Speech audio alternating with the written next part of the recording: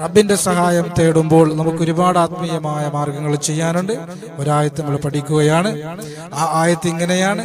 പരിശുദ്ധമായ ഖുർആനിലെ സൂറത്തുൽ മാഇദയിലെ ആയത്താണ്. വഅൽഖൈനാ ബൈനഹുമുൽ അദാവത വൽ ബഗ്ളാഅ ഇലാ യൗമിൽ ഖിയാമ എന്നതാണ് ആയത്ത്. വഅൽഖൈനാ ബൈനഹുമുൽ അദാവത വൽ ബഗ്ളാഅ ഇലാ യൗമിൽ ഖിയാമ എന്ന ആയത്ത് പ്രണയിക്കുന്നവർ വേർപിരിയണം എന്നുള്ള നീയത്തോടെ നമ്മൾ മാക്സിമം അധികരിപ്പിച്ചു കഴിഞ്ഞാൽ ഇൻഷാ അല്ലാഹ് അല്ലാഹുവിന്റെ തൗഫീഖ് കൊണ്ട് അല്ലാഹുവിന്റെ സഹായം നമുക്ക് കിട്ടും. വേർപിരിയേണ്ടുന്ന ബന്ധങ്ങൾ, വേർപിരിക്കൽ ഹൈറായ ബന്ധങ്ങൾ ഇൻഷാ അല്ലാഹ് റബ്ബിന്റെ സഹായം കൊണ്ട് വേർപിരിഞ്ഞ് കിട്ടും.